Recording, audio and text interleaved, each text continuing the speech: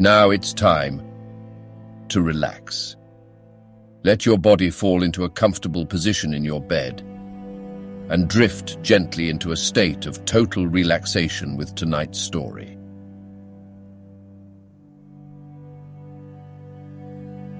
A Study in Scarlet. Part 1. Chapter 2. The Science of Deduction. We met next day as he had arranged and inspected the rooms at number 221B Baker Street, of which he had spoken at our meeting.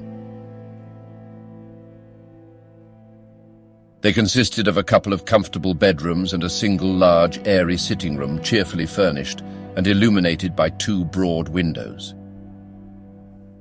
So desirable in every way were the apartments, and so moderate did the terms seem when divided between us, that the bargain was concluded upon the spot, and we at once entered into possession. That very evening I moved my things round from the hotel, and on the following morning Sherlock Holmes followed me with several boxes and portmanteaus. For a day or two we were busily employed in unpacking and laying out our property to the best advantage. That done, we gradually began to settle down and to accommodate ourselves to our new surroundings. Holmes was certainly not a difficult man to live with. He was quiet in his ways and his habits were regular. It was rare for him to be up after 10 at night, and he had invariably breakfasted and gone out before I rose in the morning. Sometimes he spent his day at the chemical laboratory, sometimes in the dissecting rooms, and occasionally in long walks, which appeared to take him into the lowest portions of the city. Nothing could exceed his energy when the working fit was upon him, but now and again a reaction would seize him, and for days on end he would lie upon the sofa in the sitting room, hardly uttering a word or moving a muscle from morning to night. On these occasions I have noticed such a dreamy, vacant expression in his eyes that I might have suspected him of being addicted to the use of some narcotic, had not the temperance and cleanliness of his whole life forbidden such a notion. As the weeks went by, my interest in him and my curiosity as to his aims in life gradually deepened and increased. His very person and appearance were such as to strike the attention of the most casual observer. In height he was rather over 6 feet and so excessively lean that he seemed to be considerably taller. His eyes were sharp and piercing, save during those intervals of torpor to which I have alluded, and his thin, hawk-like nose gave his whole expression an air of alertness and decision. His chin, too, had the prominence and squareness which mark the man of determination. His hands were invariably blotted with ink and stained with chemicals, yet he was possessed of extraordinary delicacy of touch, as I frequently had occasion to observe when I watched him manipulating his fragile philosophical instruments. The reader may set me down as a hopeless busybody when I confess how much this man stimulated my curiosity, and how often I endeavored to break through the reticence which he showed on all that concerned himself. Before pronouncing judgment, however, be it remembered how objectless was my life, and how little there was to engage my attention. My health forbade me from venturing out unless the weather was exceptionally genial, and I had no friends who would call upon me and break the monotony of my daily existence. Under these circumstances, I eagerly hailed the little mystery which hung around my companion, and spent much of my time in endeavoring to unravel it. He was not studying medicine. He had himself, in reply to a question, confirmed Stamford's opinion upon that point. Neither did he appear to have pursued any course of reading which might fit him for a degree in science or any other recognized portal which would give him an entrance into the learned world. Yet his zeal for certain studies was remarkable, and within eccentric limits his knowledge was so extraordinarily ample and minute that his observations have fairly astounded me. Surely no man would work so hard or attain such precise information unless he had some definite end in view. Desultory readers are seldom remarkable for the exactness of their learning. No man burdens his mind with small matters unless he has some very good reason for doing so. His ignorance was as remarkable as his knowledge. Of contemporary literature, philosophy, and politics, he appeared to know next to nothing. Upon my quoting Thomas Carlyle, he inquired in the naivest way who he might be and what he had done. My surprise reached a climax, however, when I found incidentally that he was ignorant of the Copernican theory and of the composition of the solar system. That any civilized human being in this 19th century should not be aware that the Earth traveled round the Sun appeared to be to me such an extraordinary fact that I could hardly realize it. "You appear to be astonished," he said, smiling at my expression of surprise. "Now that I do know it, I shall do my best to forget it." To forget it. "You see," he explained, "I consider that a man's brain originally is like a little empty attic, and you have to stock it with such furniture as you choose. A fool takes in all the lumber of every sort that he comes across, so that the knowledge which might be useful to him gets crowded out, or at best is jumbled up with a lot of other things, so that he has a difficulty in laying his hands upon it. Now the skillful workman is very careful indeed as to what he takes into his brain attic. He will have nothing but the tools which may help him in doing his work, but of these he has a large assortment, and all in the most perfect order. It is a mistake to think that that little room has elastic walls and can distend to any extent. Depend upon it, there comes a time when for every addition of knowledge you forget something that you knew before. It is of the highest importance, therefore, not to have useless facts elbowing out the useful ones." "But the solar system," I protested. "What the deuce is it to me?" he interrupted impatiently. "You say that we go round the sun. If we went round the moon, it would not make a pennyworth of difference to me or to my work." I was on the point of asking him what that work might be, but something in his manner showed me that the question would be an unwelcome one. I pondered over our short conversation, however, and endeavored to draw my deductions from it. He said that he would acquire no knowledge which did not bear upon his object. Therefore, all the knowledge which he possessed was such as would be useful to him. I enumerated in my own mind all the various points upon which he had shown me that he was exceptionally well informed. I even took a pencil and jotted them down. I could not help smiling at the document when I had completed it. It ran in this way. Sherlock Holmes. His limits. 1. Knowledge of literature, nil. 2. Philosophy, nil. 3. Astronomy, nil. 4. Politics, feeble. 5. Botany, variable. Well up in belladonna, opium and poisons generally. Knows nothing of practical gardening. 6. Geology, practical but limited. Tells at a glance different soils from each other. After walks has shown me splashes upon his trousers and told me by their colour and consistence in what part of London he had received them. 7. Chemistry, profound. 8.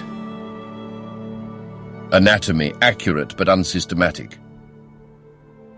9. Sensational literature immense. He appears to know every detail of every horror perpetrated in the century. 10. Plays the violin well. 11. Is an expert single-stick player, boxer and swordsman. 12. Has a good practical knowledge of British law.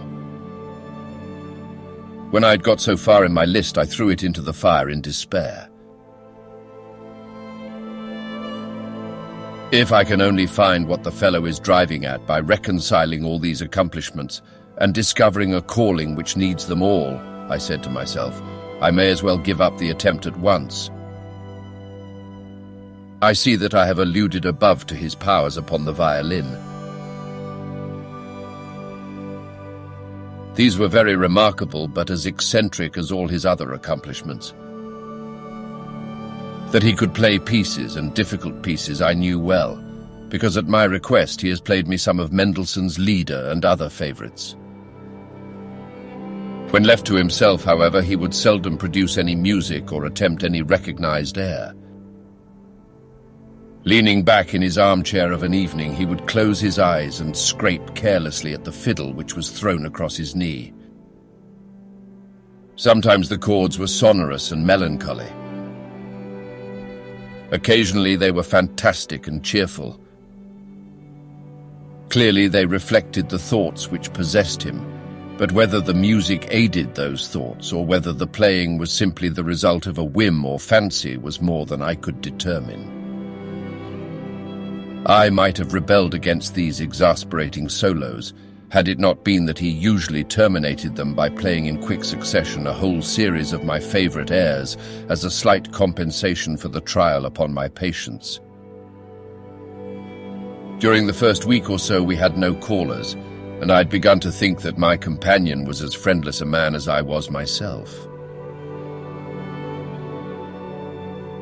Presently, however, I found that he had many acquaintances, and those in the most different classes of society.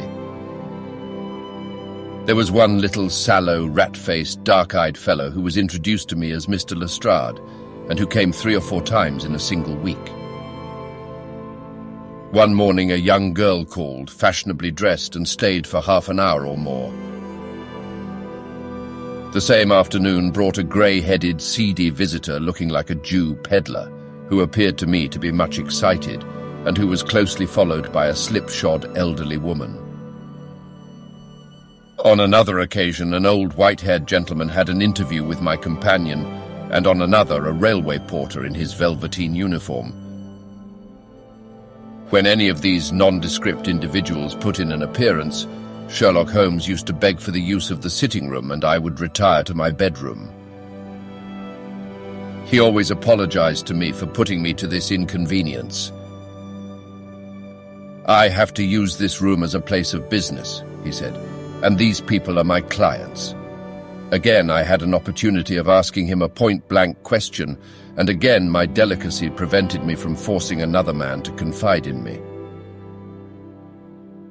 I imagined at the time that he had some strong reason for not alluding to it, but he soon dispelled the idea by coming round to the subject of his own accord. It was upon the 4th of March, as I have good reason to remember, that I rose somewhat earlier than usual and found that Sherlock Holmes had not yet finished his breakfast. The landlady had become so accustomed to my late habits that my place had not been laid nor my coffee prepared. With the unreasonable petulance of mankind, I rang the bell and gave a curt intimation that I was ready. Then I picked up a magazine from the table and attempted to while away the time with it, while my companion munched silently at his toast. One of the articles had a pencil mark at the heading, and I naturally began to run my eye through it.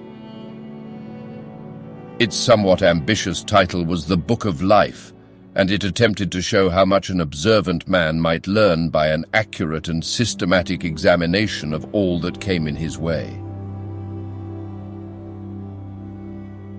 It struck me as being a remarkable mixture of shrewdness and of absurdity. The reasoning was close and intense, but the deductions appeared to me to be far-fetched and exaggerated. The writer claimed by a momentary expression, a twitch of a muscle or a glance of an eye, to fathom a man's inmost thoughts. Deceit, according to him, was an impossibility in the case of one trained to observation and analysis. His conclusions were as infallible as so many propositions of Euclid. So startling would his results appear to the uninitiated that until they learned the processes by which he had arrived at them, they might well consider him as a necromancer. From a drop of water, said the writer, a logician could infer the possibility of an Atlantic or a Niagara without having seen or heard of one or the other. So all life is a great chain, the nature of which is known whenever we are shown a single link of it.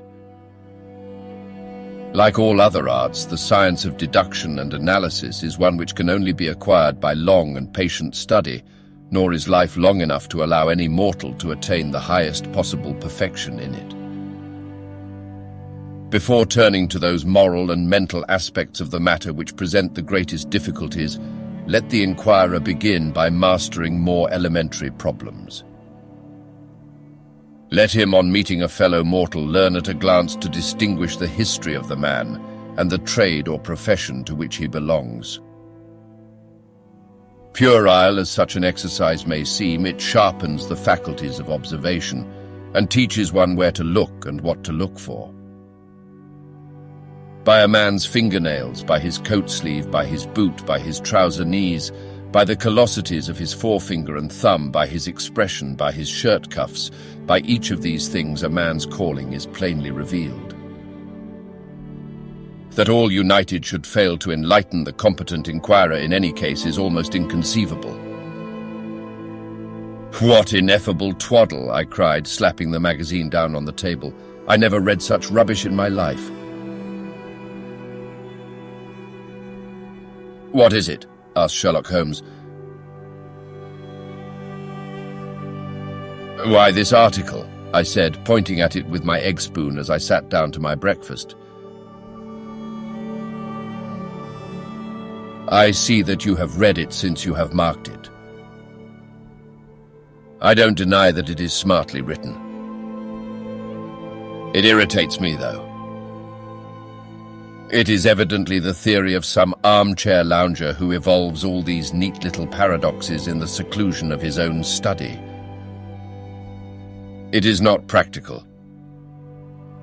I should like to see him clapped down in a third-class carriage on the Underground and asked to give the trades of all his fellow travellers. I would lay 1,000 to 1 against him. You would lose your money, Sherlock Holmes remarked calmly. As for the article, I wrote it myself. You? Yes, I have a turn both for observation and for deduction. The theories which I have expressed there and which appear to you to be so chimerical are really extremely practical, so practical that I depend upon them for my bread and cheese. And how? I asked involuntarily. Well, I have a trade of my own. I suppose I'm the only one in the world. I'm a consulting detective, if you can understand what that is. Here in London, we have lots of government detectives and lots of private ones. When these fellows are at fault, they come to me, and I manage to put them on the right scent. They lay all the evidence before me, and I am generally able, by the help of my knowledge of the history of crime, to set them straight.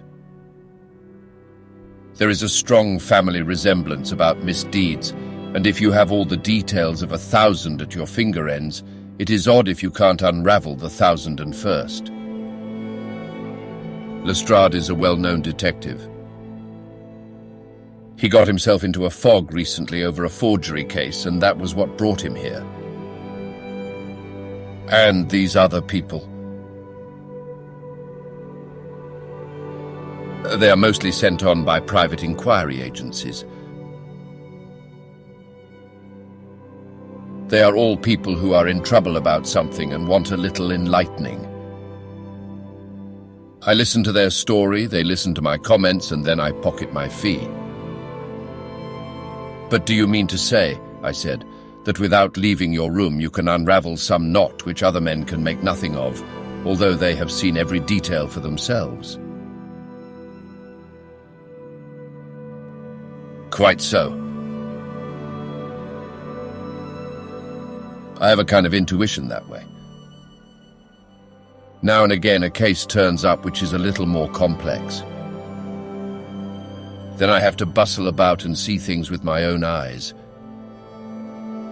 You see, I have a lot of special knowledge which I apply to the problem, and which facilitates matters wonderfully.